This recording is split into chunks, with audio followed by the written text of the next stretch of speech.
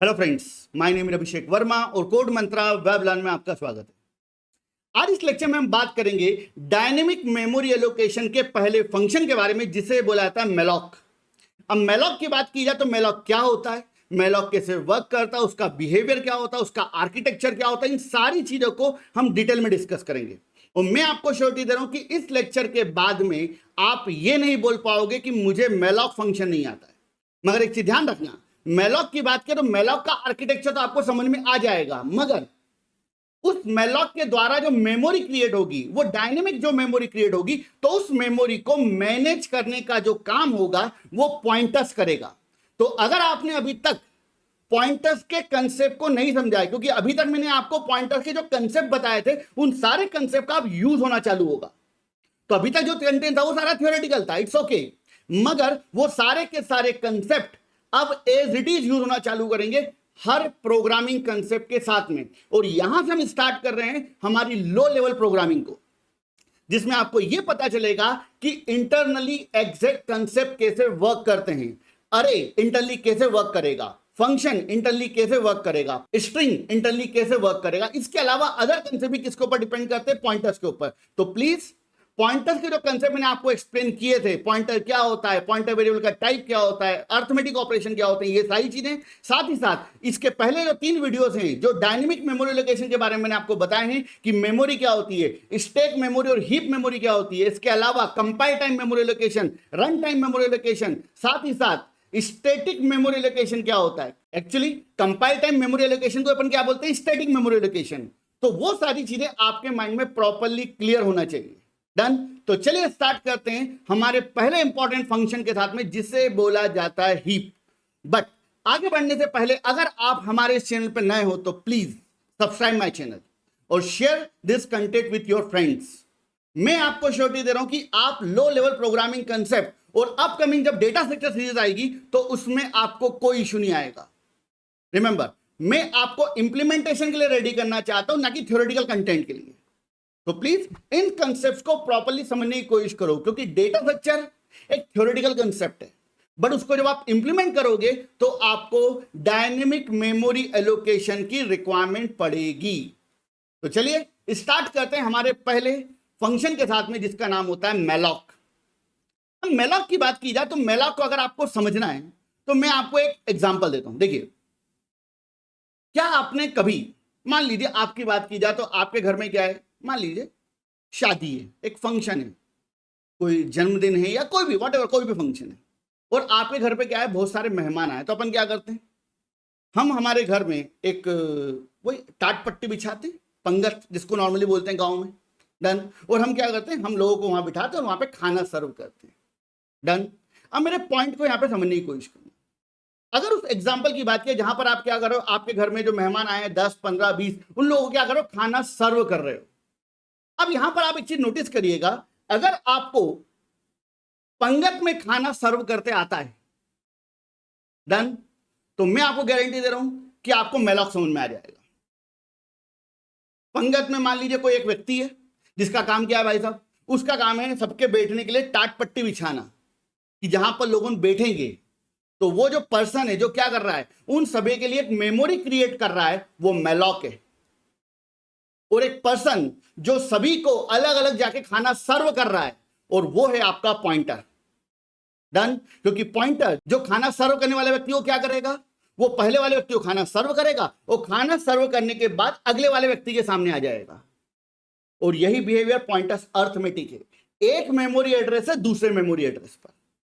Remember, तो ये concept बहुत इजी है, बहुत ज्यादा इजी है, मगर आपको इसको समझने के लिए पॉइंटर्स के बिहेवियर को समझना पड़ेगा। तो चलिए स्टार्ट करते हैं। अब यहां पर अगर मैं बात करता हूं मेमोरीज के बारे में, तो आपको मैंने ऑलरेडी बता रखा है कि हमारे पास 2 मेमोरी एरिया होते हैं। पहला मेमोरी एरिया होता है जिसे बोला जाता है स्टैक, और दूसरा मेमोरी एरिया होता है हीप। अब स्टैक की बात की जाए तो नॉर्मली हम जो भी वेरिएबल डिक्लेयर करते हैं वो सारे के सारे वेरिएबल किस मेमोरी एरिया में जगह लेते हैं भाई साहब, स्टैक। और अगर हीप की बात की जाए तो हीप का यूज मैक्सिमम उन केसेस, मैक्सिमम नहीं हमेशा ही, हीप की बात की जाए तो हीप का यूज उस सिचुएशन में किया जाएगा जब आपको bulk amount of data store कराना होगा, ज्यादा डेटा स्टोर कराना होगा। डन। तो यहां पर एक चीज ध्यान रखना कि अगर आपको लगता है कि आपको एक इंटीजर स्टोर कराना है या फ्लोट स्टोर कराना है या कैरेक्टर स्टोर कराना है, तो भाई साहब आपको यहां पर हीप की कोई आवश्यकता नहीं है, वो काम आपका स्टैक से हो जाएगा और अच्छे तरीके से हो जाएगा, डोंट वरी। डन। तो चलिए स्टार्ट करते हैं। तो मान लीजिए कि आपको यहां पे करना क्या है, आपको मान लीजिए 10 इंटीजर वैल्यू स्टोर करानी है, 10 इंटीजर वैल्यूज। डन। अब आपको एक बात पता है कि अगर मैं इंटीजर की बात करूं तो जो इंटीजर होता है वो कितने बाइट की मेमोरी ऑक्यूपाई करता है, 4 बाइट की। डन। अब मैंने आपसे क्या बोला कि आपको यहां पर 10 इंटीजर वैल्यू स्टोर करानी है।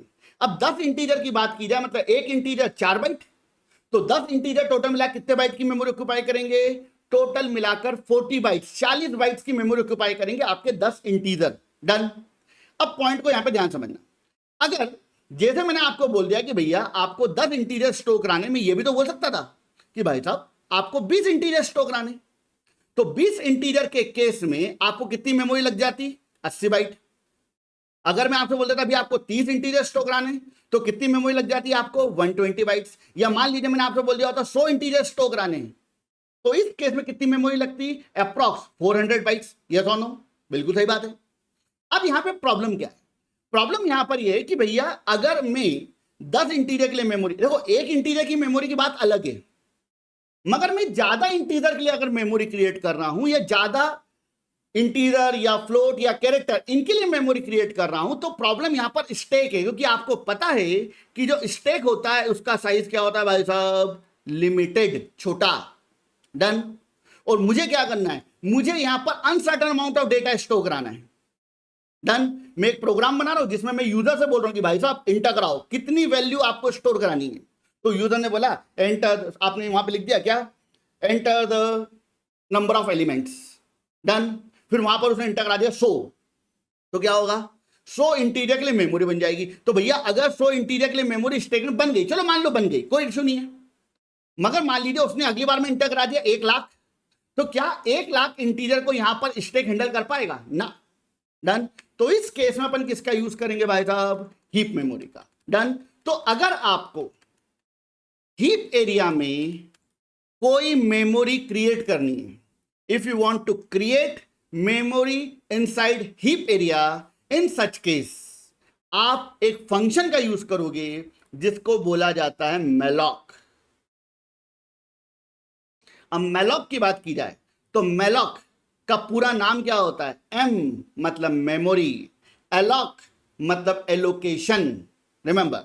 तो यहां पर अगर मैं बात करता हूं मैलॉक की, तो मैलॉक क्या करता है, मैलॉक एक फंक्शन है जिसका काम होता है आपके कंप्यूटर के हीप एरिया में कोई मेमोरी एलोकेट करना। नॉर्मली क्या होता है, आपने कोई वेरिएबल डिक्लेयर करा इंटीजर एक्स, या मान लीजिए आपने वेरिएबल डिक्लेयर करा फ्लोट वाई, या मान लीजिए आपने कैरेक्टर वेरिएबल डिक्लेयर करा जेड, या मान लीजिए आपने कोई पॉइंटर वेरिएबल डिक्लेयर करा इंटीजर पॉइंटर पी, या मान लीजिए आपने कोई पॉइंटर वेरिएबल और डिक्लेयर करा for example float pointer Q, या मान लीजिए आपने कोई अरे डिक्लेयर करा, अरे आएगा आपका, ठीक है। तो मान लीजिए आपने कोई अरे डिक्लेयर करा एक्स और अरे का साइज क्या है 20, तो ये सब के सब कहां पर मेमोरी लेंगे, स्टैक में। डन। मगर मुझे क्या करनी है, मुझे हीप में मेमोरी तैयार करनी है। तो अगर मुझे हीप एरिया में कोई मेमोरी बनानी है तो हीप एरिया में मेमोरी इस तरीके से तो नहीं बनेगी। डन। तो भैया कैसे बनेगी फिर, तो इसके लिए हमारे पास में एक फंक्शन होता है जिसका नाम होता है मैलॉक। मैलॉक की बात की जाए तो मैलॉक में एम का मतलब क्या होता है भाई साहब, मेमोरी, और एलॉक का मतलब क्या होता है, एलोकेशन, मतलब मेमोरी को एलोकेट करने के लिए आप जो फंक्शन क्रिएट करोगे वो क्या कहलाएगा, आपका मैलॉक। डन। अब ध्यान दीजिएगा प्लीज।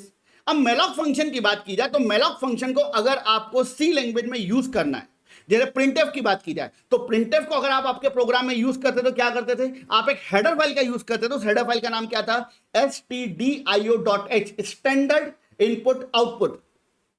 conio.h की बात की जाए तो conio.h का अपन यूज कब करते थे, जब हमको एक फंक्शन यूज करना होता है जिसका नाम होता है getch।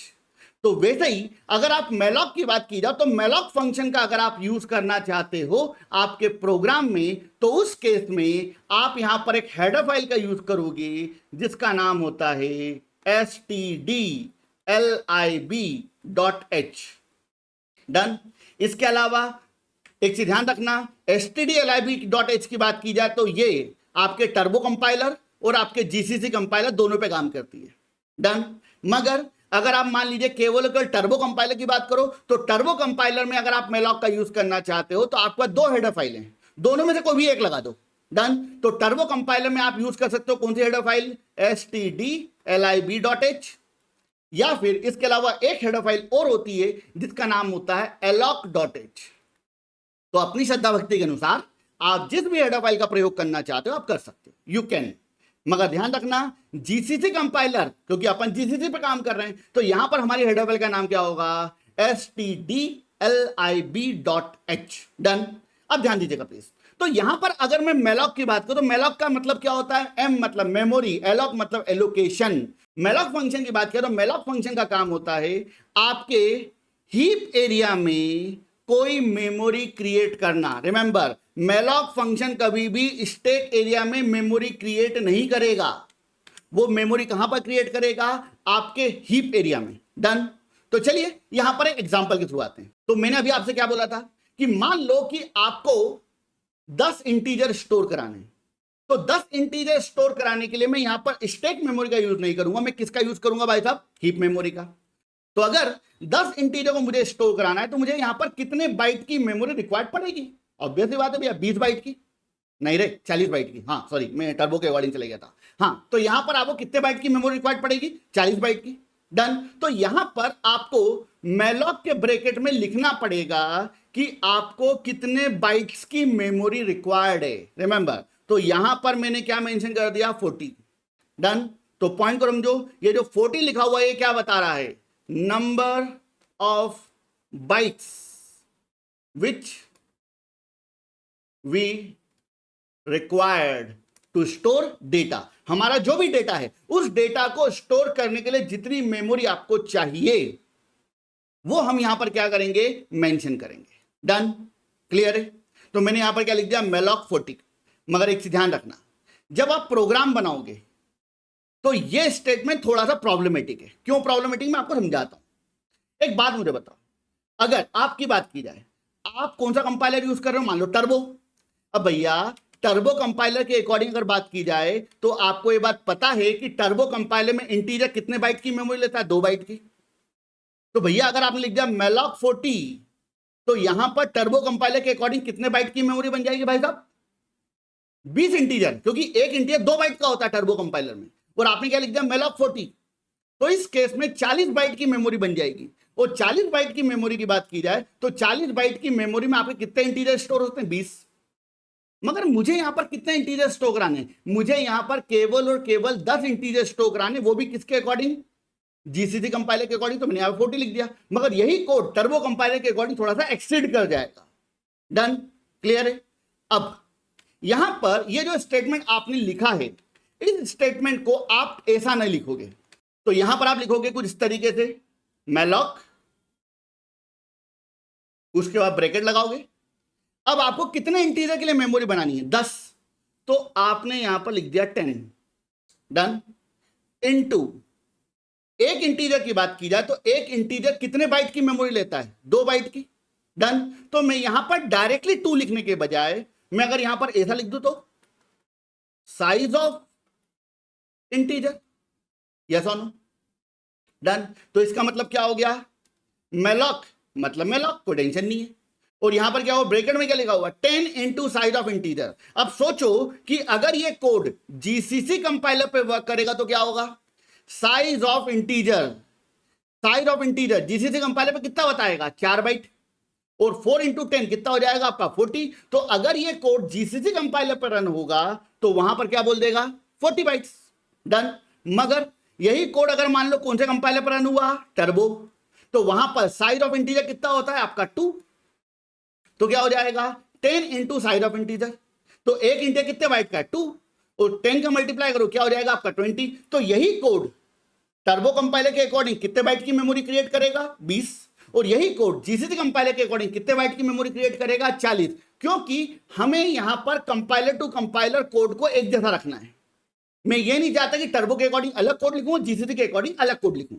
डन। तो चलिए आगे बढ़ते हैं। तो यहां पर आपने क्या लिख दिया, यहां पर आपने लिख दिया malloc 10 into size of integer. अब हम यहां पर हम किसकी बात करें, जीसीसी कंपाइलर के अकॉर्डिंग। तो यहां पर साइज ऑफ इंटीजर मतलब क्या हुआ 4 और इनटू कितना हुआ 10, मतलब इस पूरे स्टेटमेंट का मतलब क्या हो गया आपका 40। डन। तो स्टेटमेंट क्या बन गया आपका malloc 40। बात खत्म। अब ध्यान देना प्लीज।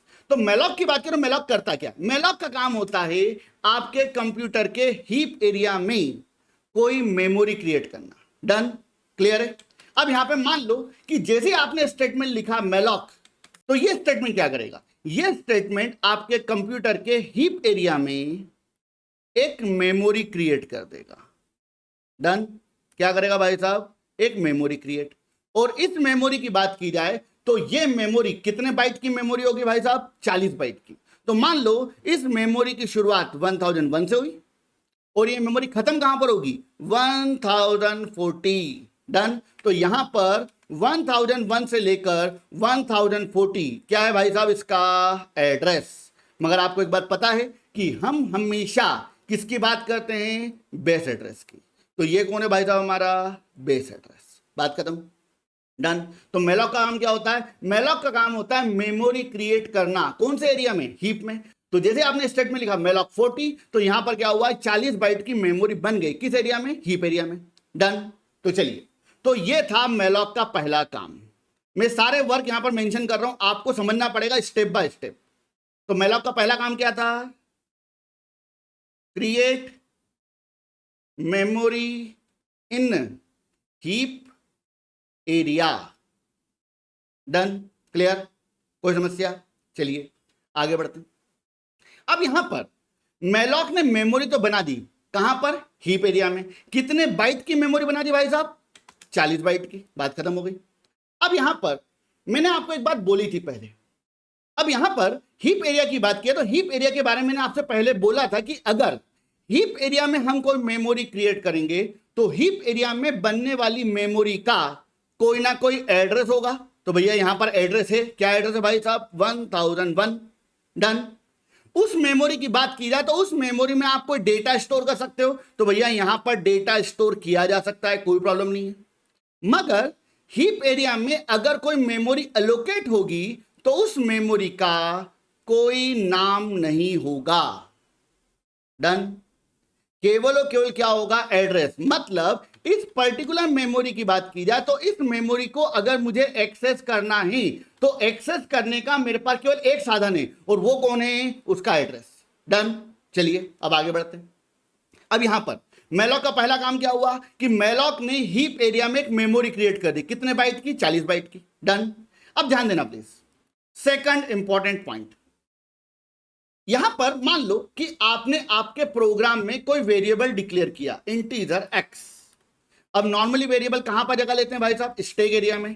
तो मान लीजिए कि आपके पास यहां पर क्या हुआ, एक 4 बाइट की मेमोरी बन गई और इस मेमोरी का नाम क्या हुआ आपका एक्स। डन। अब पॉइंट को यहां पर ध्यान से समझने की कोशिश करो।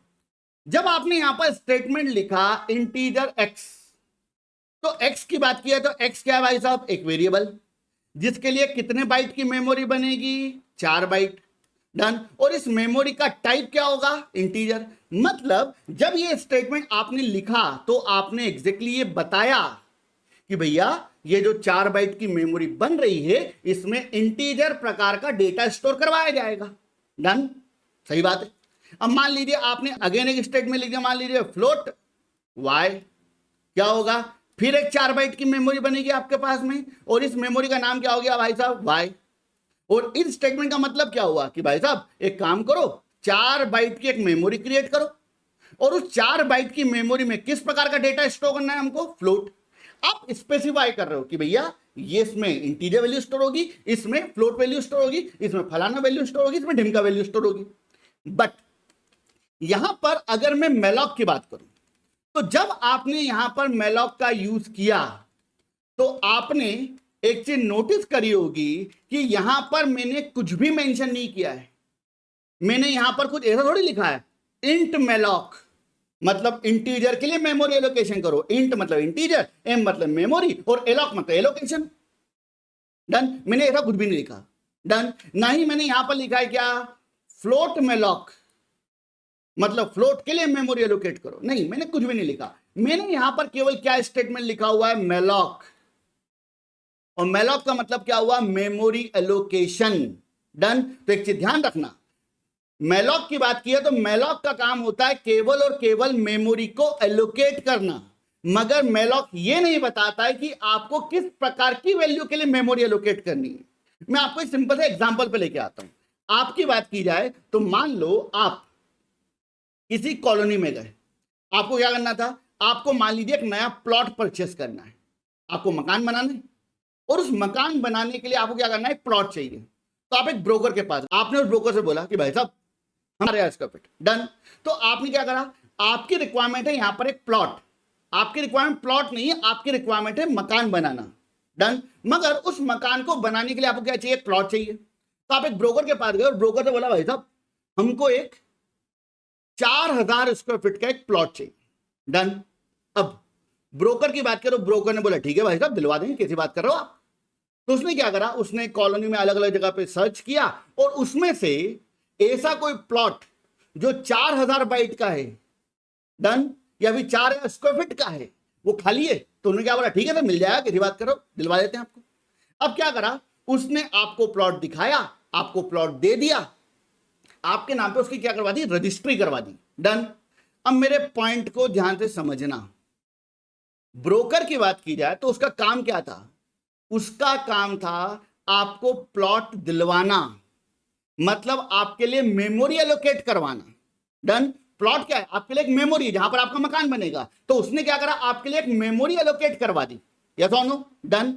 मगर मुझे एक चीज सोच के बताओ, क्या वो ब्रोकर आपको ज्ञान बांटेगा कि भाई साहब एक काम करो, इस 4000 स्क्वायर फीट के प्लॉट के ऊपर तुम्हें काम करना, 20 बाय 50 20 बाय 50 के 4 मकान बना देना, या फिर इस 4000 स्क्वायर फीट के ऊपर आप एक बंगला बना लेना, या फिर 100 स्क्वायर फीट की 40 बाथरूम बना देना। भैया आपको ज्ञान नहीं बांटेगा, उसका काम क्या था, उसका काम था केवल मेमोरी एलोकेट करके देना, आपको प्लॉट दिलवाना, उसके ऊपर मैं क्या करना चाहता हूं ये मेरा लुकआउट है। डन। तो मेमोरी की बात की जाए, आपके प्रोग्राम की बात की जाए, तो आपके प्रोग्राम को जो मेमोरी रिक्वायरमेंट पड़ेगी, उस मेमोरी रिक्वायरमेंट को फुलफिल करने का काम किसका, मेलॉक का। आप जितना बोलोगे मेलॉक आपको उतनी मेमोरी प्रोवाइड करके या एलोकेट करके दे देगा, मगर उस मेमोरी का करना क्या है वो डिसाइड करेगा डेवलपर। हम डिसाइड करेंगे कि उस मेमोरी का क्या करना है। ठीक है। तो ध्यान रखना, मेलॉक की बात की जाए तो मेलॉक का काम होता है केवल और केवल मेमोरी एलोकेट करना। मगर एक पॉइंट को समझो, यहां पर मुझे एक चीज बताओ, क्या यहां पर मेलॉक इंटीजर के लिए मेमोरी एलोकेट कर रहा है ना? क्या मेलॉक फ्लोट के लिए मेमोरी एलोकेट कर रहा है ना? क्या मेलॉक कैरेक्टर के लिए मेमोरी एलोकेट कर रहा है? बिल्कुल नहीं। डन। एक चीज ध्यान रखना, मेलॉक यहां पर जो मेमोरी क्रिएट कर रहा है, उस मेमोरी की बात की जाए तो उस मेमोरी का कोई टाइप नहीं होता। डन। रिमेंबर, मेलॉक की बात किया तो मेलॉक यहां पे 40 बाइट की मेमोरी क्रिएट कर रहा है। अब कई स्टूडेंट के माइंड में एक पॉइंट आ सकता है कि सर आपने यहां पे लिखा तो है इंटीजर, भैया एक काम करो यहां पे इंटीजर मत लिखो, डायरेक्ट 40 लिख देना, कोई इशू नहीं है। डन। क्लियर है। तो यहां पर आपने क्या करा, यहां पर आपने एक 40 बाइट्स की मेमोरी बनाई। तो मैंने क्या बोला कि मेलॉक जो मेमोरी क्रिएट कर रहा है ना तो वो इंटीजर के लिए है, ना फ्लोट के लिए है, ना कैरेक्टर के लिए है, ना फलाने और नहीं ढिबके के लिए है। वो केवल और केवल एक मेमोरी ब्लॉक है, उसका तुम जैसा चाहो वैसा यूज करो। डन। तो अब पॉइंट को ध्यान समझना, मेलॉक की बात की जाए तो मेलॉक जो मेमोरी क्रिएट करेगा, उस मेमोरी का जो टाइप होगा, ना तो वो इंटीजर है, ना फ्लोट है, ना कैरेक्टर है, ना फलाना है और ना ही ढिमका है। तो भैया इस मेमोरी का टाइप क्या होगा, इसका टाइप होगा वॉइड, अनस्पेसिफाइड। और ये मैंने शुरुआत में भी आपको बताया था, जब आपको यह नहीं पता होगा कि आपके डेटा का टाइप क्या होगा तो आप किसका यूज करोगे, वॉइड का। पॉइंट समझ में आया? तो मेलॉक की बात की जाए तो मेलॉक के बारे में दूसरा point, type of memory created by malloc is void. Malloc जो मेमोरी क्रिएट करता है उसका टाइप क्या होता है बेटा, वॉइड। रिमेंबर, अगर आपकी बात की जाए तो अगर आपको हमारा कंटेंट यहां तक अच्छा लग रहा हो तो प्लीज अभी लाइक कर दो और अगर इच्छा हो तो एक कमेंट कर दो, डन। क्योंकि बहुत एफर्ट लगते हैं इसके लिए, मुझे सवेरे 4 बजे उठ के रिकॉर्डिंग करनी पड़ती है, तो मेरे इतने एफर्ट है तो आपका एक कमेंट का एफर्ट मैं एक्सपेक्ट कर सकता हूं।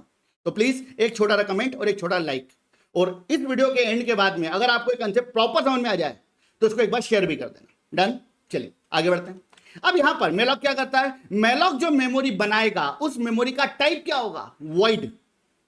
पॉइंट को ध्यान रखना, मेमोरी का टाइप क्या होगा, वॉइड, डन। जैसे आपने स्टेटमेंट लिखा इंटीजर एक्स, तो एक 4 बाइट की मेमोरी बनी, इस मेमोरी का टाइप क्या हो गया, इंटीजर। तो वैसे ही मेलॉक ने जो मेमोरी क्रिएट करी तो उस मेमोरी का टाइप क्या हो गया आपका भाई साहब, वाइड। बात खत्म। अब मेरे पॉइंट को समझना, ये एक मेमोरी है, इस मेमोरी की बात की जाए तो कितने बाइट की मेमोरी है भाई साहब, ये 40 बाइट की मेमोरी है। इस मेमोरी का टाइप क्या है, वाइड। अब अगला इंपॉर्टेंट, इस मेमोरी की बात की जाए तो इस मेमोरी का एक बेस एड्रेस भी है, और बेस एड्रेस कौन है आपका, 1001, डन। अब ये पॉइंट और इंपॉर्टेंट है, जैसे मान लीजिए कि आपने एक वेरिएबल डिक्लेयर करा इंटीजर एक्स, डन। क्या हुआ, एक 4 बाइट की मेमोरी बन गई, कहां पर, स्टैक में। इस मेमोरी का नाम क्या हुआ, एक्स। इस मेमोरी का टाइप क्या हुआ भाई साहब, इंटीजर। और इस मेमोरी का कोई ना कोई एड्रेस तो होगा भाई साहब, हाँ बिल्कुल होगा, ये लो। तो मान लो इसका एड्रेस है 2009, तो 2009 से कहां तक है भाई साहब, ये 2012 तक है, मगर अपन मान लेते हैं 2009 इसका बेस एड्रेस है। अब पॉइंट को ध्यान समझना, ये मेमोरी किसके लिए है, इंटीजर के लिए। और इंटीजर मेमोरी का जो बेस एड्रेस होता है उसे बोला जाता है इंटीजर पॉइंटर, रिमेंबर। इसी कारण, रिमेंबर पॉइंट को ध्यान समझना जो बोल रहा हूं मैं, इंटीजर मेमोरी की बात की, ये मेमोरी किसके लिए, इंटीजर के लिए है, तो इसका जो बेस एड्रेस होगा वो क्या कहलाएगा आपका, इंटीजर पॉइंटर। दैट्स व्हाई इसको स्टोर कराने के लिए अपन क्या यूज करते हैं, इंटीजर पॉइंटर वेरिएबल। इस पॉइंट को थोड़ा सा डीपली आगे सोचने की कोशिश करना। मैंने क्या बोला कि इंटीजर मेमोरी की बात की जाए तो उसका जो बेस एड्रेस होता है वो क्या कहलाता है आपका, इंटीजर पॉइंटर। दैट्स व्हाई इस एड्रेस को स्टोर करने के लिए अपन कैसा वेरिएबल डिक्लेयर करते हैं, इंटीजर पॉइंटर क्यू, डन। ध्यान रखना, तो इस पॉइंट को थोड़ा डिटेल में सोचने की कोशिश करना, मैंने क्या बोला है। इसको मैं कभी टाइम हुआ तो मैं आपको अलग से एक्सप्लेन करूंगा, इस पॉइंट को थोड़ा सा कॉम्प्लिकेटेड पॉइंट है, डन। चलिए अब आगे बढ़ते हैं। अगर मान लीजिए आपने कोई वेरिएबल डिक्लेयर करा फ्लोट पी, तो क्या होगा, अगेन एक 4 बाइट की मेमोरी बनेगी, इस मेमोरी का नाम क्या हुआ, पी। इसका टाइप क्या हुआ भाई साहब, फ्लोट, और इसका एक बेस एड्रेस होगा। तो मान लो इसका एड्रेस, बेस एड्रेस है 7015, तो ये मेमोरी किसके लिए है, फ्लोट के लिए। तो फ्लोट मेमोरी का जो बेस एड्रेस होता है उसको अपन क्या बोलते हैं भाई साहब, float pointer, done. Same as it is, मुझे एक चीज सोच के बताओ, आपने यहां पर मेलॉक का यूज करके एक मेमोरी बनाई, बिल्कुल बनाई सर। उस मेमोरी की बात की जाए तो कितने बाइट की मेमोरी है वो, टोटल मिला के 40 बाइट की मेमोरी है। तो मुझे एक चीज सोच के बताओ, इस 40 बाइट की मेमोरी का टाइप क्या है, वाइड। तो इसके बेस एड्रेस का टाइप क्या होगा, वाइड पॉइंटर। इंटीजर का एड्रेस इंटीजर पॉइंटर, फ्लोट का एड्रेस फ्लोट पॉइंटर, कैरेक्टर का एड्रेस कैरेक्टर पॉइंटर, तो वाइड का एड्रेस क्या कहलाएगा, वाइड पॉइंटर। तो मैंने पहला पॉइंट क्या लिखा, type of memory created by malloc. Malloc ने जो मेमोरी क्रिएट करी उसका टाइप क्या होगा, वाइड। मगर third point, type of base address of memory, type of base address of memory created by malloc is wide pointer, done. ये चौथा important point, done. तो मेलॉक जो मेमोरी क्रिएट करेगा उस मेमोरी का जो बेस एड्रेस होगा उसका टाइप क्या होगा, मेमोरी का टाइप, ये पूरी मेमोरी, इस मेमोरी का टाइप वाइड, मगर इसका जो बेस एड्रेस इसका टाइप क्या हो जाएगा आपका, वाइड पॉइंटर, डन। ध्यान रखना, छोटे छोटे पॉइंट है मगर आपको प्रॉपर्ली समझ में आएगा कि एक्चुअली वर्क कैसे करते हैं, डन। इसको वाइड पॉइंटर क्यों रखा गया है, क्योंकि मैंने आपको बताया था कि अगर इंटीजर पॉइंटर की बात की जाए तो वो इंटीजर पॉइंटर केवल इंटीजर प्रकार के डेटा को मैनेज करने के काम आएगा। फ्लोट पॉइंटर फ्लोट टाइप के डेटा को, कैरेक्टर पॉइंटर कैरेक्टर टाइप के डेटा को, मगर यहां पर क्या है, वॉइड पॉइंटर। और आपके प्रोग्राम में केवल इंटीजर डेटा नहीं होगा, केवल फ्लोट डेटा नहीं होगा, केवल कैरेक्टर डेटा नहीं होगा, आगे जाके डेटा का जो लेवल होगा वो एकदम एक्सपैंड होगा, और तब आपको एक्चुअली पता लगेगा कि कंसेप्ट क्या वर्क करते हैं। ठीक है, लो लेवल प्रोग्रामिंग ऐसे नहीं सीखी जाती कि आप सोचो कि ऊपर ऊपर इंटीरियर पढ़ लिया, फ्लोट पढ़ लिया, कैरेक्टर पढ़ लिया, उसने जंग जीत लिया अपन ने, कुछ नहीं है, वो प्रोग्रामिंग का बेसिक भी नहीं है। डन। तो यहां पर मेलॉक की बात करें तो मेलॉक जो मेमोरी क्रिएट करेगा उस मेमोरी का टाइप क्या होगा, वॉइड, मगर उस मेमोरी के बेस एड्रेस का टाइप क्या होगा, वॉइड पॉइंटर। डन। तो तीसरा पॉइंट हो गया यहां पे।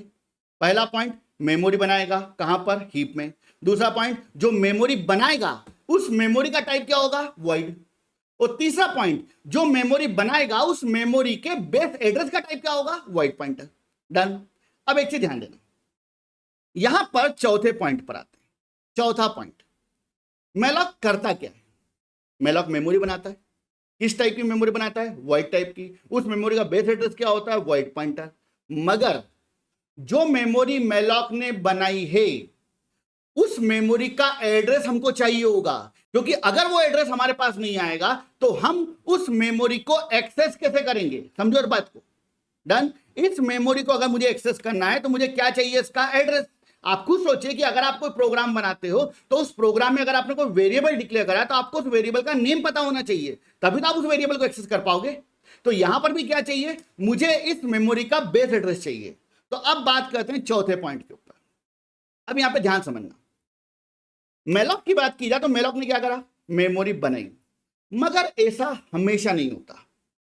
कई बार मान लीजिए कि आपका प्रोग्राम बहुत ज्यादा बड़ा है और उस पर्टिकुलर प्रोग्राम की बात करें उसमें आपको बहुत ज्यादा मेमोरी की रिक्वायरमेंट पड़ रही है, हो सकता है जीबी तक की मेमोरी की रिक्वायरमेंट आपको पड़े है।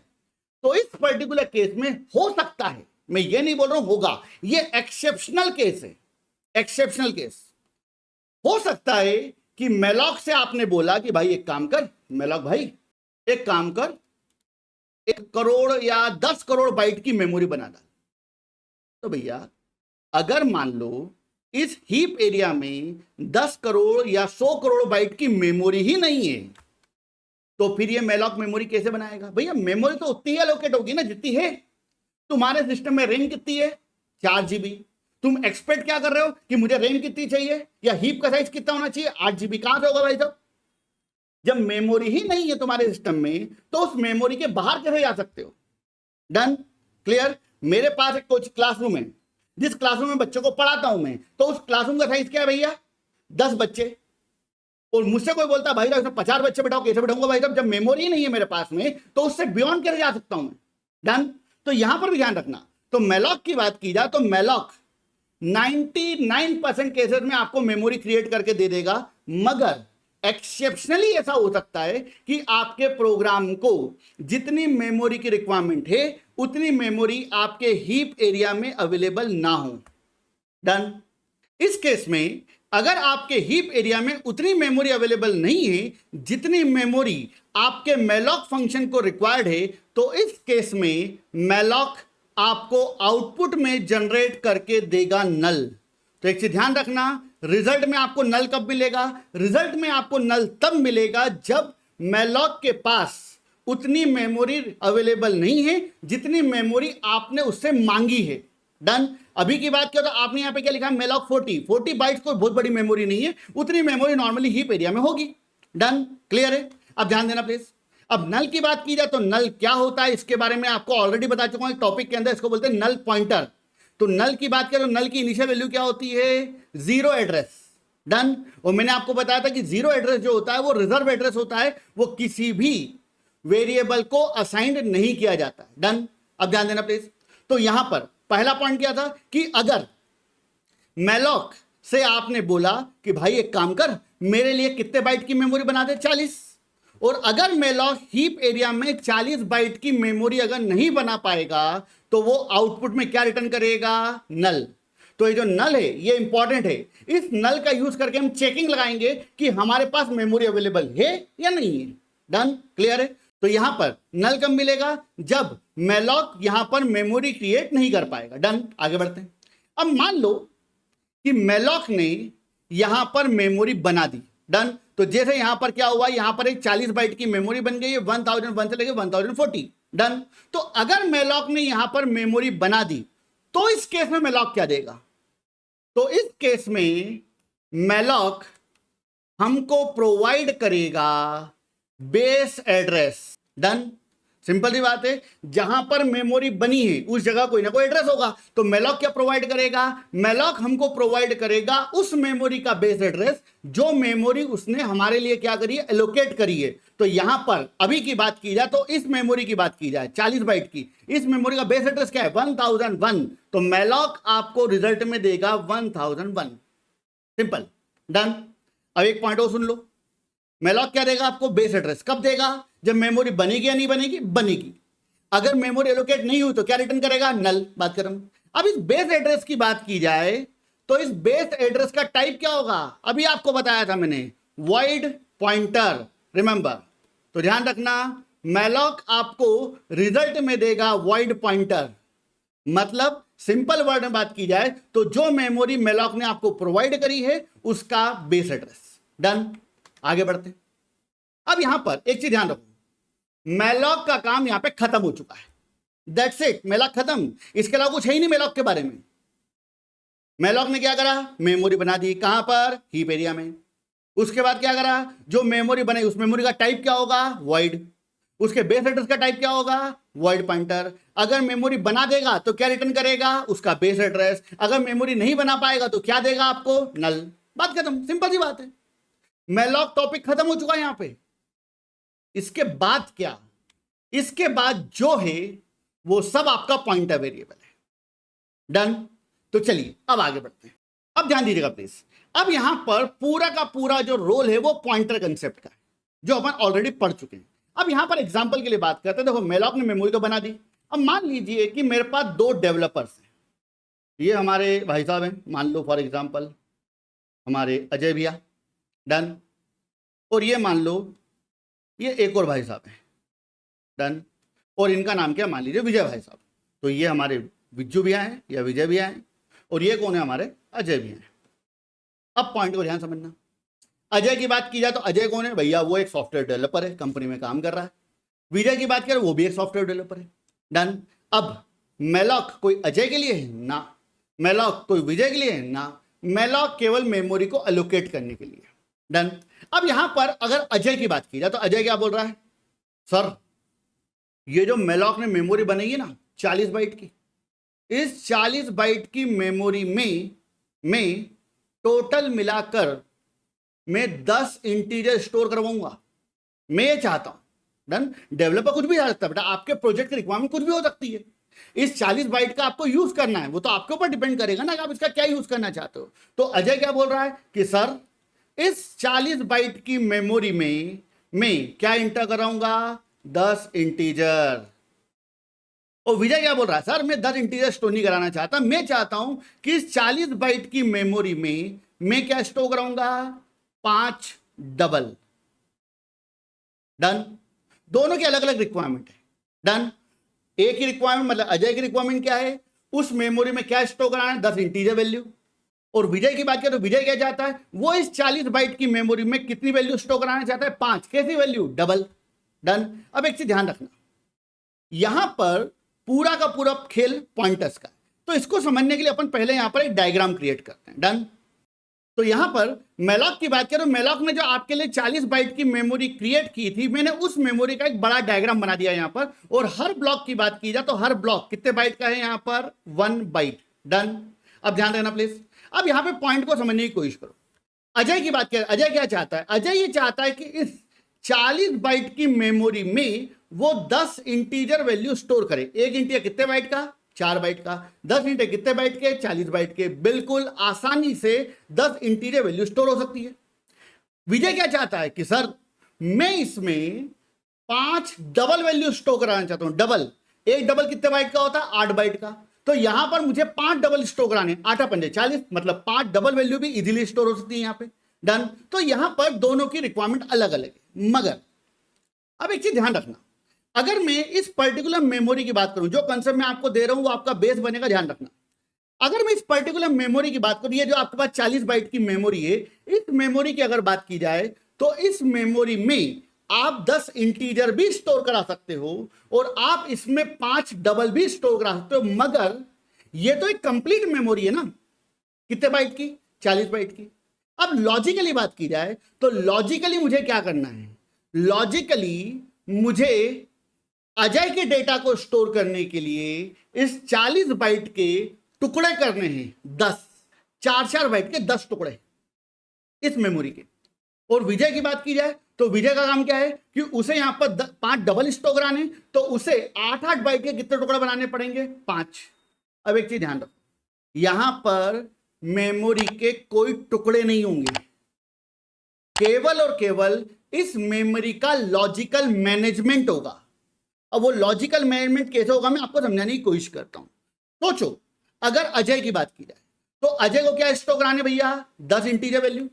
अगर अजय को यहां पर 10 इंटीजर वैल्यू स्टोर करवानी है तो एक इंटीजर कितने बाइट की मेमोरी लेगा भाई साहब, 4 बाइट की। तो 4 बाइट के अकॉर्डिंग मान लो पहली वैल्यू 1001 पे ही, तो 1001, 1002, 1003 और 1004। हाँ या ना, बिल्कुल सही है सर। अगली वैल्यू कहां आएगी, अगली वैल्यू आएगी आपकी 1005 से लेके 1008 तक। हाँ या ना, बिल्कुल सही। अब आप एक चीज नोटिस कर रहे हो, पहली मेमोरी 1001 के बाद कहां पर आ रही है, 1005 पर। पॉइंट को समझना, 1001 से मुझे सीधे 1005 पर डेटा इंटर कराना है, 1001 से 1005 पर, मतलब सीधे मुझे 4 बाइट का जंप लगाना है, 1001 से सीधे 1005। और 4 बाइट का जंप कौन लगाता है, इंटीजर पॉइंटर। पॉइंटर अर्थमेटिक अपन ने पढ़ा था, और पॉइंटर अर्थमेटिक मैंने आपको बताया था कि जो इंटीजर पॉइंटर होगा वो कितने से बढ़ेगा, इंटीजर के साइज से। तो इंटीजर का साइज कितना होता है आपका, 4 बाइट, तो यहां पे 4 बाइट से जंप करेगा। आप एक चीज ध्यान रखना, ये लॉजिकल मैनेजमेंट है, कोई मेमोरी के टुकड़े नहीं हो रहे। मुझे एक चीज बताओ कि आप एक सिंपल एग्जांपल पे आते हैं, आपके घर में मान लो कोई फंक्शन है और फंक्शन में आपका 20 मेहमान आए या मान लो 10 मेहमान आए, तो 10 मेहमानों को अगर आपको बिठाना है तो आपके पास क्या अवेलेबल है, टाट पट्टी, जिसके ऊपर आप क्या करो, लोगों को बिठाओगे। ठीक है, जिनको टाट पट्टी के बारे में आइडिया नहीं, भैया गांव में जाओ, वहां पे टाट पट्टी चलती है आज भी। डन। तो अगर टाट पट्टी की बात करें, मान लो टाट पट्टी कितने फिट की है, फॉर एग्जांपल 20 फिट की। डन। अब 20 फिट की टाट पट्टी पे मुझे अगर 10 लोग बिठाने तो मैं ये थोड़ी करूंगा कि टाट पट्टी के बीच में टुकड़े कर दूंगा, नहीं, वो तो पूरी कंप्लीट है, 20 फीट की टाट पट्टी है, बात खत्म। उसमें पहला व्यक्ति 2 फीट की जगह ले लेगा और दूसरा वाला आएगा तो वो ऑटोमेटिकली अगले 2 फीट पे बैठ जाएगा, उसका अगला उसके अगले पे, उसका अगला उसके अगले पे। मतलब मेमोरी सिंगल है, उसका लॉजिकल मैनेजमेंट हुआ है केवल और केवल। डन। तो यहां पर भी कुछ वैसे ही होने वाला है। तो यहां पर क्या हुआ, तो यहां पर अजय की बात करें, अजय क्या चाहता है, यहां पर 10 इंटीजर स्टोर कराना, मतलब तो उसका पहला इंटीजर कहां आएगा, 1001 से लेकर 1004 तक। अगला इंटीजर कहां आएगा, 5 से लेके 8 तक। अगला इंटीजर कहां आएगा, 9 से लेके 12 तक। अगला 13 से लेके 16 तक। डन। क्लियर है। इसी तरीके से हमें क्या करना है, 4 बाइट का मैनेज करना है, और 4 बाइट से बढ़ने के लिए हमारे पास एक पॉइंटर वेरिएबल होता है, जो क्या होता है आपका, इंटीजर पॉइंटर। तो यहां पर अजय अगर इस मेलॉक की मेमोरी को मैनेज करना चाहता है तो उसे 4 बाइट से बढ़ना पड़ेगा, और 4 बाइट से बढ़ने के लिए अजय यहां पर एक पॉइंटर वेरिएबल लेके बैठ जाएगा, इंटीजर पॉइंटर पी। डन। क्योंकि अजय को मेमोरी नहीं मिलेगी, मैंने आपको पहले बताया था, अजय को क्या मिलेगा, उस मेमोरी का बेस एड्रेस। डन। तो अजय ने यहां पर एक पॉइंटर वेरिएबल ले लिया, और पॉइंटर वेरिएबल कौन है, पी, क्योंकि अजय को 4 बाइट से बढ़ना था। मगर विजय बोले नहीं सर, मुझे तो क्या करना है, मुझे यहां पर स्टोर करानी डबल वैल्यू, और एक डबल कितने बाइट का होता है, 8 बाइट का। तो विजय की बात करें तो विजय को कितने बाइट से बढ़ना पड़ेगा, यहां पर 8 बाइट से। मतलब 1001 के बाद क्या आएगा, 1009। उसके बाद कहां पर आएगा, सीधे 1017। 17 के बाद सीधे कहां पर आएगा, 1025। तो इस तरीके से उसे 8 बाइट से बढ़ना है। और 8 बाइट से कौन बढ़ेगा, इंटीजर पॉइंटर ना, वो तो 4 बाइट से बढ़ता है। तो यहां पर विजय वेरिएबल लेके बैठ आएगा डबल पॉइंटर क्यू, मान लीजिए। इस केस में अगर ये एड्रेस किस वेरिएबल में आया था, मान लीजिए क्यू के अंदर, तो इस केस में जो क्यू है वो कितने कितने बाइट से बढ़ेगा, 8 बाइट से, क्योंकि वो कैसा वेरिएबल है ये आपका, डबल पॉइंटर। और अगर ये एड्रेस किस में आ जाता है, पी के अंदर, तो ये कितने बाइट से बढ़ेगा, 4 बाइट से। बात खत्म। डन। अब यहां पर एक प्रॉब्लम है, ध्यान देना। अगर मैं यहां पर क्यू की बात करूं तो क्यू एक वेरिएबल है, कैसा वेरिएबल है? Pointer variable. पॉइंटर वेरिएबल क्या होल्ड करता है? एड्रेस। तो भैया यहां से क्या आ रहा है? यहां से एड्रेस आ रहा है। तो क्या प्रॉब्लम भैया? एक वेरिएबल जो एड्रेस होल्ड करने के लिए बैठा हुआ है और आ क्या रहा है तुम्हारे पास में? एड्रेस। डन। मगर एक प्रॉब्लम है। प्रॉब्लम यहां पर यह है कि जो क्यू है वो कैसा वेरिएबल है? Double pointer. और मैंने आपको बताया था डबल पॉइंटर का मतलब क्या होता है? डबल का एड्रेस कंटेन करने वाला। फ्लोट पॉइंटर का मतलब क्या होता है? फ्लोट का एड्रेस कंटेन करने वाला। कैरेक्टर पॉइंटर का मतलब क्या होता है? कैरेक्टर का एड्रेस कंटेन करने वाला। तो यहां पर जो क्यू है वो किसका एड्रेस होल्ड करेगा? डबल का। अगर पी की बात करो, पी किसका एड्रेस होल्ड करेगा? इंटीजर का। मगर प्रॉब्लम यहां पर यह है कि जो एड्रेस आपके पास आ रहा है वो कैसा एड्रेस है? Void pointer. क्योंकि मेमोरी किसने बनाई? मेलॉक ने। मेलॉक जो मेमोरी बनाता है उस मेमोरी का टाइप क्या होता है? वॉइड। उसके बेस एड्रेस का टाइप क्या होता है? Void pointer. तो आ क्या रहा है? Void pointer. और लेने वाले कौन बैठे हुए हैं? Integer pointer, double pointer. Simple सी बात है भैया कि तुम्हारी बात की जाए तो तुम्हारे जेब में क्या रखे हुए? मान लीजिए डॉलर्स, और मुझे क्या चाहिए? रुपये, इंडियन रुपीज। तो इस केस में क्या होगा? मैं आपसे क्या बोलूंगा? भाई साहब मुझे नहीं चाहिए डॉलर, मुझे चाहिए रुपीज। तो एक काम करो, आपके पास जो डॉलर को पहले कन्वर्ट करो काय में? इंडियन रुपीज में, और देन मुझे दे दो, मुझे कोई प्रॉब्लम नहीं है। सेम प्रॉब्लम यहां पर है। तो यहां पर अगर मैं क्यू की बात करूं तो क्यू क्या है? क्यू एक डबल पॉइंटर है। पी की बात की जाए तो पी क्या है? Interior pointer. और क्या इंटीरियर पॉइंटर वॉइड पॉइंटर को एक्सेप्ट करेगा? ना। और क्या डबल पॉइंटर वॉइड पॉइंटर को एक्सेप्ट करेगा? ना। डन। तो इस केस में हमारा एक काम और रहेगा, और वो काम है जिसे बोला जाएगा टाइप कास्टिंग। टाइप कास्टिंग मतलब क्या? एक टाइप को दूसरे टाइप में कन्वर्ट कर देना। मान लो मेरे घर पे शादी है, मान लो कोई स्टॉल लगने वाला है जहां पर मुझे रिक्वायरमेंट है बर्फ की। डन। मेरी रिक्वायरमेंट बर्फ है, मगर एक शॉप है जिसके पास क्या अवेलेबल है? मान लीजिए वाटर। तो वो क्या कर रहा है? वाटर को एक दूसरे टाइप में कन्वर्ट कर रहा है। वाटर लिक्विड टाइप है, उसको कन्वर्ट काय में कर रहा है? वो सॉलिड टाइप में। तो ये क्या कहलाएगा? वो टाइप कास्टिंग कहलाएगा। सेम एज इट इज यहां पर अगर वॉइड पॉइंटर की बात की जाए तो मुझे वॉइड पॉइंटर की रिक्वायरमेंट नहीं है। वॉइड पॉइंटर कितने बढ़ता है? एक एक बाइट से। मगर ये क्या बोलेगा? सर मुझे तो 8-8 बाइट से बढ़ना है ना। तो इस केस में जो वॉइड पॉइंटर होगा उसको क्या करना पड़ेगा? आपको कन्वर्ट करना पड़ेगा किसके अंदर? Double pointer. और इधर काय में कन्वर्ट करना पड़ेगा आपको? Integer pointer. तो पहले क्या होगा? ये जो एड्रेस है जो कैसा है आपका? वॉइड पॉइंटर, काय में कन्वर्ट होगा? इंटीजर पॉइंटर में। और काय में आ जाएगा? पी के अंदर। सेम इट इज ये जो वॉइड पॉइंटर है पहले काय में कन्वर्ट होगा? डबल पॉइंटर में। और किस में आ जाएगा? क्यू के अंदर। मतलब पूरी प्रोसेस को समझो। मैलॉक क्या करेगा? मेमोरी बनाएगा। कहां पर? हीप में।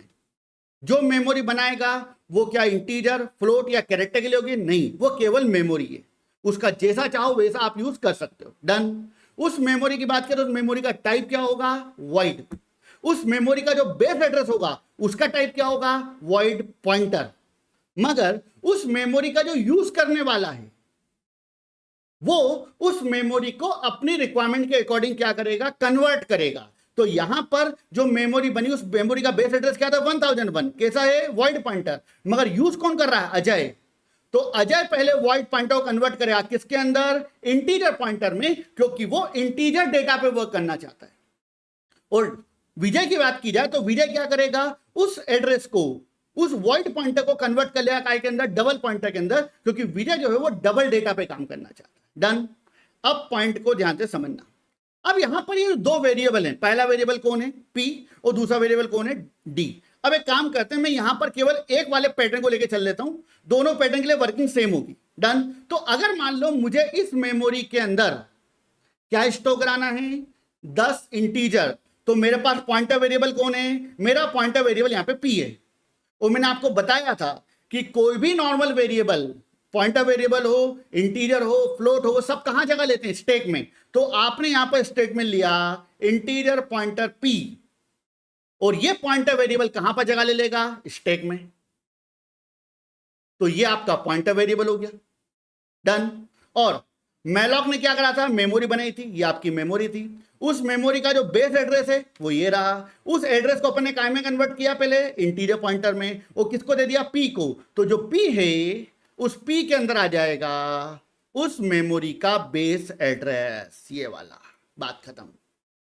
इसका मतलब क्या हुआ, जो पी वेरिएबल है वो हीप में रखी हुई एक 40 बाइट की मेमोरी को क्या कर रहा है भाई साहब, पॉइंट कर रहा है। पॉइंट मतलब इस मेमोरी को अगर मुझे एक्सेस करना है तो इसको एक्सेस करने का जो हथियार है वो कौन है, वो आपका ये पॉइंटर वेरिएबल है। That's it, done. तो उम्मीद करता हूं कि आपको ये वाला कंसेप्ट समझ में आया होगा। डन। अब थोड़ा सा बस 2-4 मिनट का कंटेंट और है, क्योंकि टॉपिक खत्म नहीं हो रहा, टॉपिक तो बहुत बड़ा है। मैलॉक खत्म हो चुका है, मैलॉक ने मेमोरी बना के दे दी, यहां पर थोड़ा काम खत्म है, बाकी सारा खेल किसका है, पॉइंटर्स का, तो उसको अपन आगे डिस्कस करेंगे। अब यहां पर मैं ये जो मैंने आपको डायग्रामेटिकल आर्किटेक्चर बताया है, इस डायग्रामेटिकल आर्किटेक्चर को मैं एक लाइन में लिख देता हूं, ठीक है। तो ये ऊपर का कंटेंट मैं यहां से हटा रहा हूं, अब ध्यान देना प्लीज।